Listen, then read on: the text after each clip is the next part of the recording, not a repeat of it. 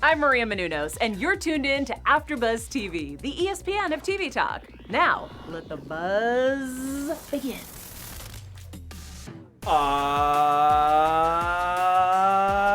Yes, ladies and gentlemen, we are coming to you live from the world-famous AfterBuzz TV studios here in sunny Los Angeles, California. Woo, woo. What? And if we got a show for you, we've got all the dust-ups and fisticuffs and all that good stuff. But before we get started, let me introduce to you the amazing panel I have here with me tonight, all the way over to the far, far left. He is the international super scout, the law doctor himself, watching wrestling from Pakistan to Singapore to right here in the good old US of A. Ladies and gentlemen, let's hear it for Roger Corral.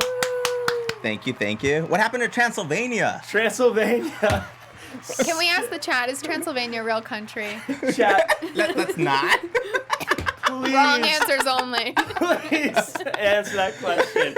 Speaking of Transylvania, next to Roger is our fashionista, the tea sipper, the tea spiller. Ladies and gentlemen, let's hear it for Jessica O'Connor. So you mean to tell me Hotel Transylvania is not a documentary? I'm seriously confused. You're going to be so disappointed, Hotel man. Transylvania 2 is a documentary. Okay. So I'm not totally off. That one's based on a true story. And in the booth, ladies and gentlemen, king of the bing bang boom, he is the super producer. Ladies and gentlemen, introducing Josh Alonzo. Wait, so are you telling me Transylvania's not in Pennsylvania? See, Josh gets it. Transylvania is the capital of Pennsylvania, right? Got it. Okay. That Makes makes sense. Yeah. Yeah. That adds up. The more you know, right? And I am your benevolent host, Fancy Jack Farmer. And oh my stars and garters, have we got a show? Dylan Matthews said Transylvania is the capital of Australia. I knew it. It would explain all the dangerous creatures in Australia. Dylan, how do you survive there? I feel like the spiders are this big. And Dylan's going through a lot in Australia, man. So the show kicks off with a promo with the number one contender, One-Eyed Jon Moxley, coming to the ring in his hometown. Now, some shows always kick off with a promo, some kick off with a match. Let me kick it over to you guys. Do you guys prefer these opening promos, or are you more of like, let's get into the action? I want Jessica's opinion on this because I was talking about, like, again, Jessica's new to like the wrestling game. I want to know how she feels. I like the build up. I like the hype. Like I don't know, especially for this specific match because he's from Ohio and he's like, I got the whole city on my back. I like those odds. I was like, yeah. Like, I'm not even from Cleveland, but I got hyped for that. I agree. When he said that, I was like, yeah, let's get him. And that is so cool. Like, That's... imagine that, like having your entire hometown like behind you. That would be sick. The city has their own chant. Who knew? I didn't know that. And then they were like, H-I-O, right? H-I-O. Someone from Ohio in the chat teach us the chant. I think we just spell it, but no, there's a rhythm to it. We don't have the rhythm down. Yeah, there is. To be fair, there is a rhythm. I liked the intensity of Jon Moxley, but come join me in this journey vibe that Jon Moxley had, right? Like, I like how he was like, I'm not gonna win the title, I'm gonna take it. It was, we got. What? Is this Gregorian chant? No, this is the Ohio chant. Oh, this is a chant? This is for the Buckeyes. Oh, it's for the Buckeyes. Oh, I went to Texas. Get out of here. What is this? Oh, give me an H. H, give me an I, give me an O. Oh, what do you have? Ohio. Louder. Ohio. Is it okay if I say I don't think it's that cool anymore? The Midwest is weird. I take it back. Tell me about it.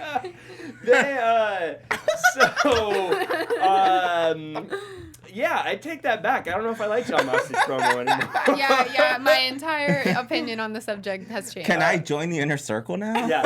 Finally, we've been waiting. Speaking of joining the inner circle, they got 5 extra members for a Donnybrook with the Jon Moxley himself. Roger, how did you feel that this whole thing broke down? It felt very Attitude Era, in my opinion. It did. It reminded me of when DX used to beat up on The Rock, and then you would discover there's additional members of the McMahon-Helmsley era, and people keep appearing. And it was great. I loved it. By the way, side topic, I love when Jericho came out and the crowd started singing the song. I think this should become a thing now. I love this. That song's been stuck in my head this whole time. Yeah, I think the first time they really did it was on the boat. Which was amazing. Which was amazing. And then today they did it again, and I agree 100%. Like, even in the main event, he came out to his own song. I think he's starting to like his own song a little too much. I feel like he always really liked his own song. but going back, yeah, like... I imagine Jericho being like, isn't this the best song ever written? Come on, guys. In his Come on. car, in the shower. When Moxley took his car, he probably had that song ready. You know when you get in the car, like a friend comes in, you turn it on, and like the radio's blaring, and it's something embarrassing. Damn, Judas playing. It's He's like, his own song. Oh, sorry. Actually, if you like it though, But yeah, Jericho found himself some friends. I liked it, and I thought it was really cool. Like you said, it felt very Attitude Era. yeah, and it really kind of carried us into the main event where Jericho and Proud and Powerful teamed up to take on some of our favorites, Private Party and Darby Allin. You know it's the Matt Militant. Sing it with me. Come in to get it on. I think you guys like that song too much. Yeah. That's like your song. This is the song that plays when I turn my car on. Pulling out of the lot Yeah. here. I met Teddy Long at a WrestleMania Access convention, and the guy's so nice. Like, I just want to play the song all the time, so I'm okay with it. Teddy Long's a legend. He's a low-key. He deserves more credit than he gets. Speaking of more credit than you get, I think this was a solid match. Jessica, how'd you feel your boys' Private Party did tonight in the main event? Well, I'm biased. You know, I like everything they do. I mean, no matter the outcome, I just feel like they're fun to watch. Is it weird that they seem to skyrocket up and then just they've struggled ever since that tag team tournament? I don't know. I honestly, I think sometimes we put too much focus on their losses. The fact that they main evented tonight, and I like that JR pointed out that they did upset the Young Bucks in the tournament as the 8th seed. That's true. And I feel like at that point, I don't know if you can slide down too much. Again, they main evented tonight, and the crowd was hot for them. Yeah, Isaiah Cassidy took, he was the one that got pinned, but he was this close to getting Jericho himself. And honestly, there was a part of me that thought he was going to get it. I did pop a little bit. I was like, oh! But, Darby Allin's still looking like a star. There was a post-match beatdown that happened right after, and it looked to me like Guevara was targeting the skateboard and Darby Allin a little bit. Do you think we're getting some preview to possibly a Guevara-Allin That makes sense to me. match? Like, I like those two against each other because I feel like they're two wrestlers that could, like, rise up at the same time because they're around the same age, and that could be more of, like, a long-standing rivalry than just, like, one good match. That's true. And they're both lanky, so I want to see some lanky moves, you know? Lanky. What are these called outside of, like, the... Darby Allin hitting him with the card. link. The wacky inflatable tubes. Do you know what I'm talking about? Just like,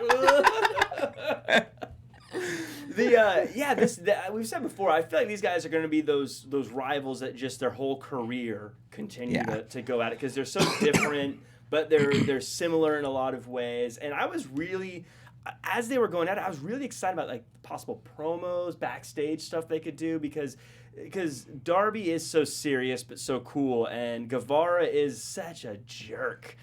Yeah. Right? And I can't wait to see him get coffin dropped. I'm joking. I love Guevara. I'm in a circle. It's a good contrast because again, the crowd is really hot for Darby, but it's funny, we don't know that much about Darby, so it's kind of like we like the mystery. We like not knowing enough.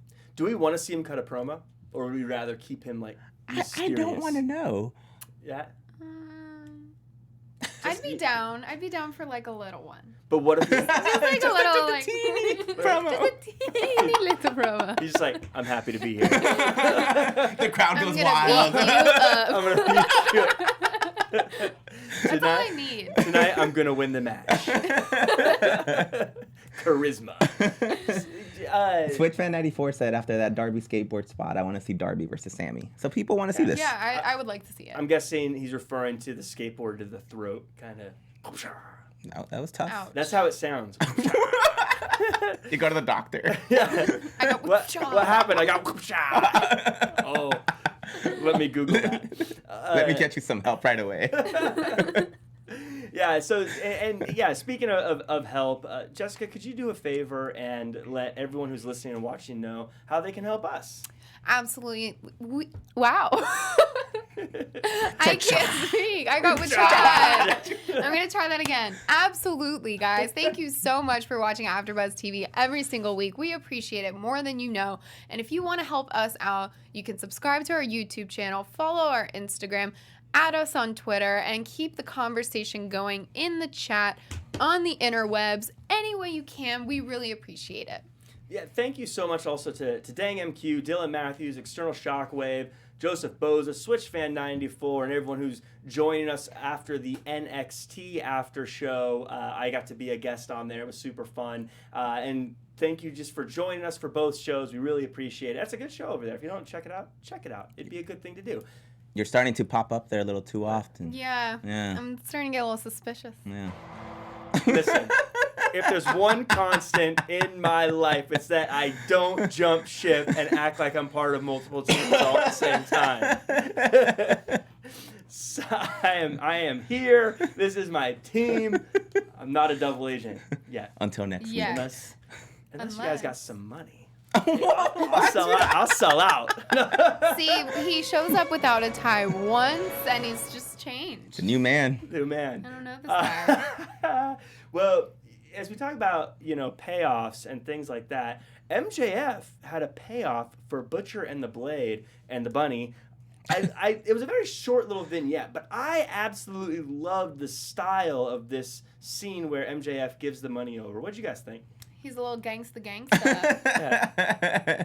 Like mob vibes. I like the camera setting. It's a different feel than most other backstage vignettes. So I like that a lot. And it actually made me think. I feel like, we've critiqued these characters a bit, but I was just thinking, like, when we get action figures for these people, they looked really cool back there. Like, I want to see all these people in video games and toys, and they look cool. Yeah. Yeah, we keep hearing rumors of a video game, and I want to know more about that. But that's it for another day. I thought this backstage little promo was very Lucha Underground-esque for anyone who's ever watched Lucha Underground. And I was a huge fan of Lucha Underground, so I really loved... Yeah, the camera work felt different. It felt more movie. It felt more TV, which I thought was a really cool contrast to the rest of the show. And I like this combination of MJF and Butcher and the Blade. And when they came out to his music, MJF has some cool music too. See, I can't think of it. Like, it doesn't even register in my head. What is his song? Do you know the name of it? Why don't you sing it for us, Jack? Could you sing us a bar? It's just MJF, he's a happy guy. I don't know. Where's a scarf and Speedos? That's why I don't make music for wrestling. See, this is why. Yeah, I don't remember that It makes sense. Yeah. Dang MQ said Jessica and Roger need to know that Jack wore a T-shirt on the Royal Rumble review. T-shirt. Oh my God. I did. Hashtag casual Jack. Yeah. Casual Jack. Casual Jack. Casual Jack. Casual Jack. Casual Jack. That would be all my... There'd be no background music if I made music for wrestlers. It would just be me singing, like... Jack, you get those ready? Yeah, I prepared them. Cody Rhodes is going to the ring. You hit play. Oh, God. It sounds like you recorded this on your iPhone right before you got here. Maybe. Now, Butcher Blade and the Bunny, they come up short again against the Bucks, so it's fair. But have they won a match yet? This combo? But see, they're not here to win matches. They're here to take down Cody. That's what we need to remember. That's true. That's a fair point. So because they did end up attacking the Bucks after the match. So hey, they did technically do what they were supposed to do, what they were paid to do. Good job. It's ethical. You guys are, Butcher and Blade. That's what I like about them. They're very ethical.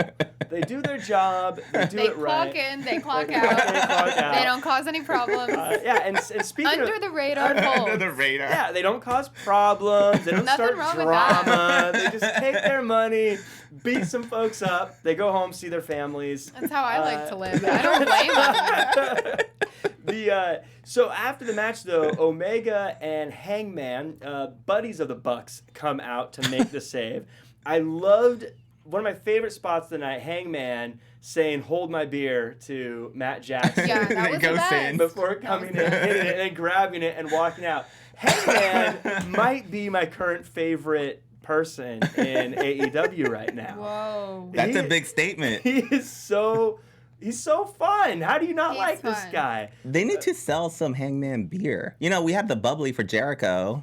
Whoa. Yeah. Make it Hashtag happen. branding. Branding, guys, come on. If I was at one of their shows and they had Hangman beer, I don't care what it costs. I'd probably get that over whatever else they're selling. Even if it was clearly just like Bud Light poured into a cup that says Hangman beer, I'd be like, Hangman beer. This is cowboy They stuff. That's it. so my much with that. If Hangman had a beer, what class would it be? Would it be an amber? Would it be a pale ale? Would it be IPA? What do we think? He doesn't strike me as the IPA type. He's whatever Cowboys drink. Whatever I guess. Cowboys drink. Like Budweiser. PBR, PBR, yeah, it'd be something tough. Bush Light, Bush. Something that doesn't taste. It'd be something that doesn't taste good because it's for not cowboy- refrigerated. Yeah, warm. It's been in the sun all day. Josh, would you drink Hangman beer? Heck yeah, I would.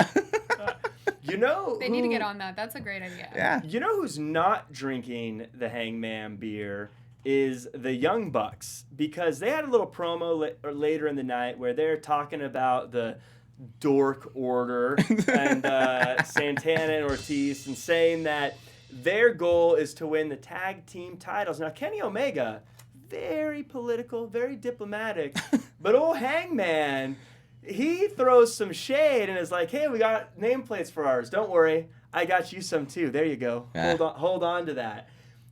I want to see these two go at it. Do you guys want to see this? I don't like to see my favorite groups break up, even a little. Like, I don't like it. It bothers me. Like, I don't like it. So I'm not looking forward to this. But yeah, it's going to happen.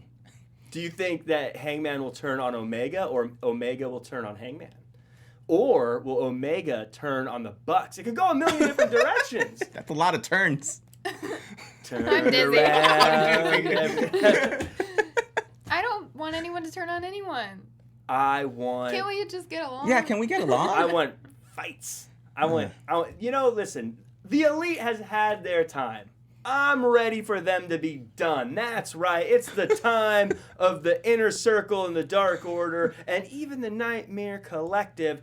I think that Hangman has a point. It's not the booze talking. I think it's time for Hangman to stand up. And Kenny Omega, you're more than a friend. You're a partner. And Good you boy. need to start backing your boy a little bit more, fella. That's what I say. So who's your Don't ideal clap. winner? Who do you want to come out on top? I want Omega to say, "Listen, I'm a champion and championships come first. Young Bucks, get to the back of the line." Oh, my God. And then where's Hangman in this? He's at the bar, probably. Okay. But- Jack just wants conflict. Like, obviously, you have no stake in any of this friendship at all. Yeah. No, well, because they even right in front of their friend's face, the Young Bucks had the audacity to think of themselves as the best tag team in the world, and I've said it before. Young Bucks, until you're the AEW Tag Team Champions, you ain't the best. There could be a point there. Just imagine how is their rankings like? How is Kenny Omega and Hangman's ranking compared to the Young Bucks? Because if they have a higher rank, they could potentially pull rank and say, "Hey, we got the next title shot. You guys don't." Well, I do think it's coming at a Revolution. So Proud and Powerful is number 2, I think. They're still number 2. Yeah, they've should be. They've only lost once. Yeah. And that was to Private Party. So they should be the next ones to get the shots. But I do think at Revolution we're going to probably see the Young Bucks get the tag team title shot. And like I said, I want to see Kenny Omega turn. I want to see him. All right, he's pulling up the graphic right now. So far, number 1 is Hangman and Omega. They're the champs. So they're the champs. And then we have SCU, Oh, and second then they place. just- Santana Ortiz, 3rd. Young Bucks is 4th. Okay. Wait, how is SCU number 1 when they're 0-1, but Dark Order's 1-0? I think that's for the year. I think it's combined records as well as singles runs type of things.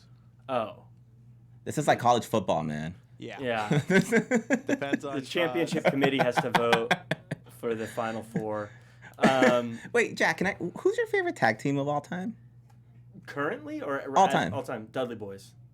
They weren't champions that often. All right. Just wondering. That often. All right, just wondering. The ECW tag team. Here we go. Oh Look my what you God. started, What Hunter. have I done? 3D. So I think that is going to be a fun situation. But before that, they have a match next week where the Young Bucks and Kenny Omega and Hangman are going to team up to face Butcher, Blade, and the Lucha Bros in what I think has to be a barn burner of a match. Do you think Butcher and the Blade finally get a win here? Or do you think that, what do you think happens? This is such a combustible match. Lucha Brothers always mean something big's happening. There's conflict on the elite side. How do you guys see that playing out? I mean, there's already so many people involved, but I could see this being one of those giant takeover moments where everybody comes out. A locker room clearing? Yeah, I could see an accidental hit as well. Ooh. Yeah, Mm-hmm. Especially that slingshot clothesline that Yeah. Hangman throws around I willy-nilly. kind It's a of little want to see reckless. some more out of the ring stuff, like going through a table and some more beat ups in the parking lot. I like when they do that. That's very Anissa of you. She's very I like when they take it outside. And then barbed wire gets involved. I will say my favorite AEW moment is still the Dippin' Dots moment. Yeah, so I get it. yeah. That was such a good moment. That was so good. It would be fun. They haven't done that in a while. I think it would feel fresh. There's lots of good potential moments that could come from that matchup, and there's also some good moments that happen on Tuesdays, and so it's that time of the show where we pass it on over to Roger to tell us all about what happens on AEW Dark. Let's go. All right. So it's been a while, guys. AEW Dark every Tuesday. If you're not checking it out every Tuesday, you should. The show's no longer even an hour. It's half an hour long. So if you can't watch half an hour, honestly, it might turn into a 15-minute show at this point. Just watch it, all right? So we had a combination of matches. We had Nyla Rose take on Shanna in a tables match. So if you're into tables, they got you. Look no further. I know. So this was at Bash at the Beach. This was 2 weeks ago. We had a combination of matches in this show. So good stuff. They've been feuding for a while. Nyla Rose power bombed Shanna through a table, and then she power bombed Sadie Gibbs through a table. So again, good table content. All right, they got you. This is your spot. All right, and that one wasn't even promoted. They kind of just threw it. The show started with that, so it was pretty great. And then we went back to a boat. I can't get off this boat, and we had a match on the boat again. So I was really happy. QT Marshall took on Kip Sabian. And that was a nice match. Can I just say QT Marshall is really over with the crowd. That guy has an 0-8 record, 0-7. No one cares. My family went to go see him in Garland a few weeks ago at Dynamite, and the whole crowd went wild for him. So another great showing by him. Again, he took another loss. So, if you were looking for QT Marshall to win, maybe don't watch Dark this week. I don't know. Maybe, if you're into suffering, maybe you should. Loser. It's your call, all right? The guy will be there. And then we went back. So we went on a boat, and then we went back to Bash at the Beach, and we saw the Dark Order take on Sonny Kiss and Brandon Cutler. And I think a part of what makes Dark really cool is you see the development of these people. Brandon Cutler came out with some new gear, and he has this new thing where so I don't know that much about Dungeons and Dragons, but apparently there's a thing where you roll a dice and you determine how much power you get from it. He came out on stage and he threw the dice and he got the lowest number possible, which meant he was going to get beat. And sure enough, he went in. Dark Order took care of business. The Dark Order didn't even want to recruit these guys after they beat them up. That's how bad it was. Well, I mean, if you roll D20 and it comes out to 1, yeah, I wouldn't take it either. I know. Yeah. I know. It was rough. So again, some good stuff. We had tables. We had the Dark Order. When we had a boat again. So if you want to check out Dark, make sure and tune in to YouTube and just type in Dark. Well, don't type in Dark. Right. You never know what you're gonna get. Right, that could be a very dangerous Google search. Type in AEW Dark and you'll find it. Yeah. Good correction there. So yeah, AEW Dark is such a good show as a supplement to Dynamite, because a lot of times I hear complaints. I hear people say, I don't like this about AEW. They don't show this person up on AEW. And I always say, you gotta watch Dark. That's where it's happening. Yeah. Lots of great women wrestlers were featured on Dark. I thought that Sunny Kiss is a star, by the way. Yeah. George Hermosa, who hosts all the WWE pay-per-view after shows here. I was chatting to him over in the host lounge over by the fancy by the coffee bar, and like we were both agreed that Sunny Kiss just he's such an interesting and unique character, good at wrestling, but no one else out there is anything like Sunny Kiss. No, and that's worth checking out AEW Dark for on its own, and also Kip Sabian.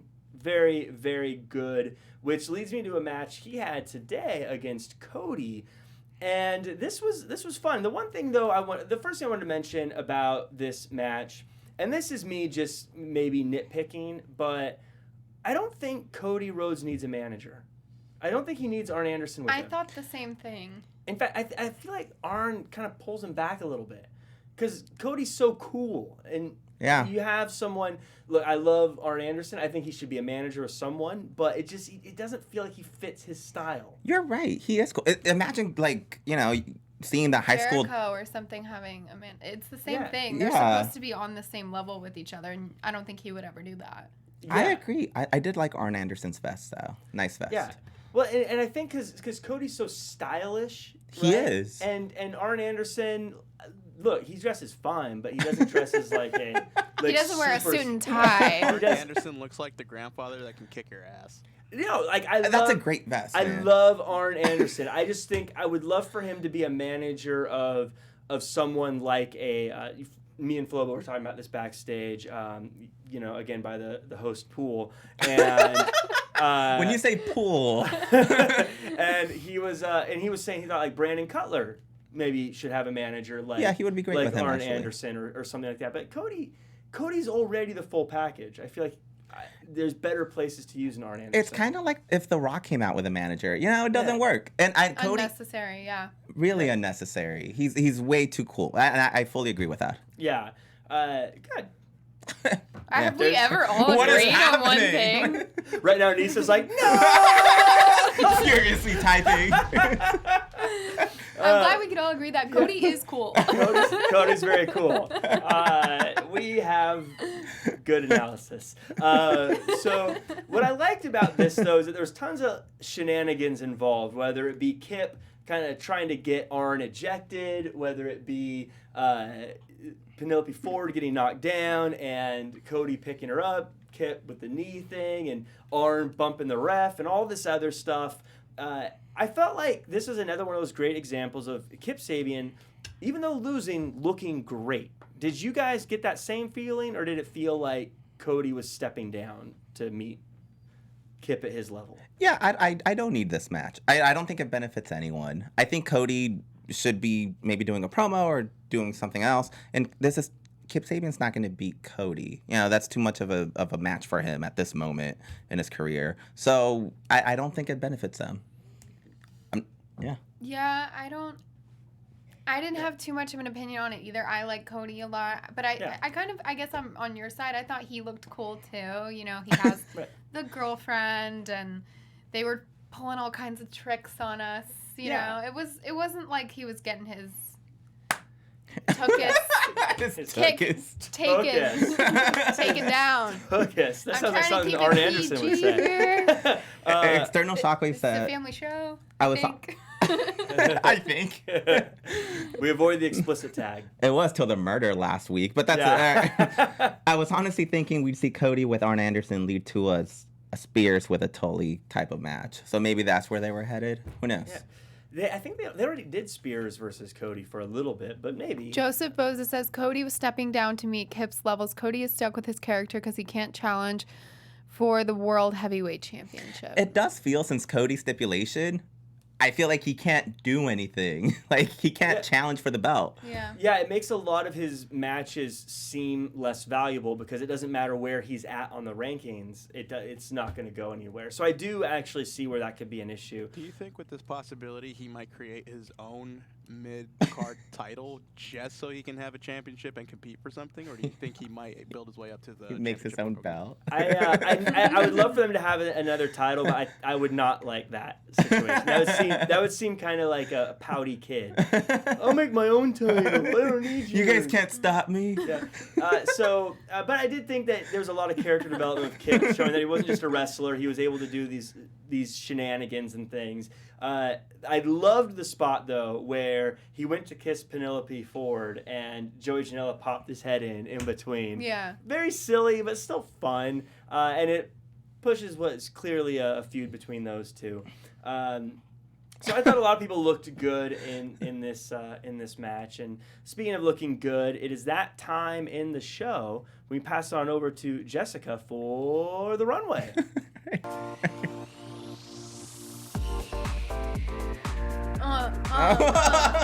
Where's my backup singer? I'm just gonna start pointing to you. I didn't know what you were gonna say because sometimes you say like lights, dance. So You should know your role. Come prepared. You step it up. Level up. Boys. What is happening? I don't know. I'm getting carried away. That's what. Also, I came, I've been scarred. I've been scorned by my picture game, so I do not do pictures anymore. We're just going to chat.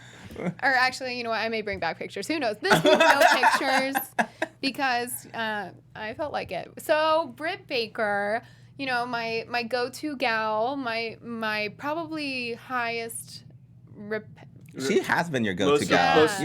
She's most consistent, fashionable. I will say. Maybe her style aligns closest with mine. I don't know, but she had a really bold red eye tonight. Her hair was incredible. She looked like a freaking mermaid.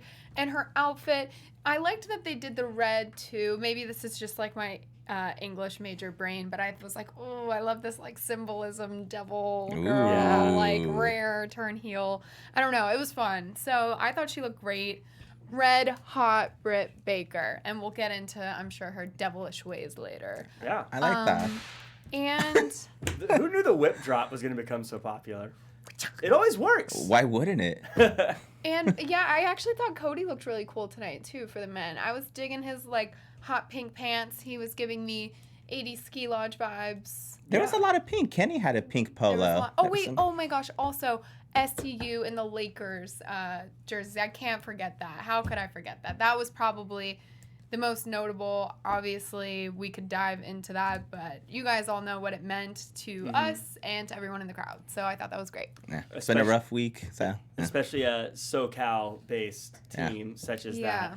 It was necessary. Yeah, look at that. They look fantastic. That was so fun and heartwarming. I literally have been. It's been a rough week. So this made me so happy. And yeah.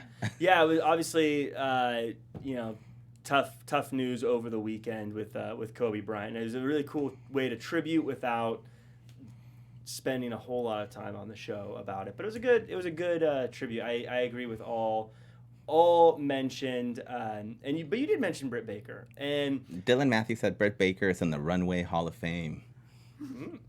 I agree with that. Yeah, she is. Dylan, correct. So Britt, though, she cut another promo furthering her descent into evil. I loved a few lines from her. She said, "I was trending worldwide. You held the microphone." which was brutal. Cold. She called it out, saying it was her division because she's there every week, unlike Riho, who is not. And I walked away with the thought of, she's not wrong. Yeah. How did you guys feel? Because last week she seemed a little shaky. This time it felt a little Oh, more. she got some confidence. Way more believable. Yeah. Way Yeah. more believable. I think she was telling the truth. I know I'm going to get so much flack from the comments. It felt like a CM Punk pipe bomb moment to me. And it felt real. And everything she was saying about JR, everything she was saying about Riho, it's all true. It's all true. So who's going to debate her on it? Yeah, she was definitely shooting, and I thought it was great. Her confidence was. It made me actually wonder if maybe she wasn't that she was uncomfortable last week, but maybe I was thinking maybe she was cold because it was super breezy. She was in her. No, I mean, you know, you're in tights. You're on the boat. There's wind blowing. She's Maybe not it's 70. I'm Like what? brilliant. Listen to her voice though. They did someone did a replay, and she was. Look up the "I'm brilliant." She literally goes, "I'm brilliant." Yeah, I think maybe Her was. voice did not shake this week though. I will give her that. I think that maybe the elements had something to do with last week. You're giving her a lot of credit. I think. So you think if they ever wrestle outside, Britt Baker's done? Like she's that's She's not just too cold. They're just taps out to Just, if they cold. call a stipulation, they're gonna be like, Britt Baker, I know your weakness. your weakness. Your weakness. You blow a fan. Get cold easy. So now, you had mentioned Nyla Rose. She had a match with Big Swole today, and she got a big win over Big Swole. Nyla is crushing everyone in front of her. Some big names in this division. I'm a big fan of Big Swole, so I was kind of bummed out she lost, but Nyla seems to be the number one contender at this point, right? Yeah, I was bummed out too. Big Swole, like, The crowd was definitely behind her. They were. Yeah. She's a big fan favorite. And again, another reason why you should check out Dark. Like, I still remember the moment of Kenny giving her job opportunity. So ever since, like, I've been rooting for her. Yeah, those little things are so big. Especially, I wish Dark did more of the undesirable to undeniable pieces. Yeah, I like those those. were really, really cool, where they talk about how no one wanted someone, but then they proved themselves, and now We took you in. And she's Took you from in. Florida. and she's from Clearwater. What's up? That's like my childhood beach. Clearwater. Clearwater. Woo woo. Shout out. Pier 60.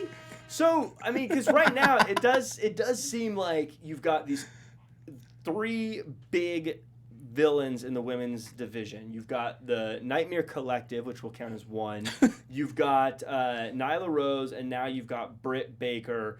Are we getting villain heavy in the women's division right now? Because it seems like all three of them could lay claim to going after Riho at this point, right? Oh, that's a good Poor point. little Riho. Poor little Riho. She's not even here. She's not bothered. She's under the radar. She comes back and she discovers the whole thing's gone to hell. Right now she's telling her friends, like, oh, they love me back there. Why can't we just let her fly? Let her soar. Right, go win her little rounds to collect her money and go on home. Yeah, she must go into the locker room and everyone's just like, And she just looks around like, She's so happy. what'd I miss?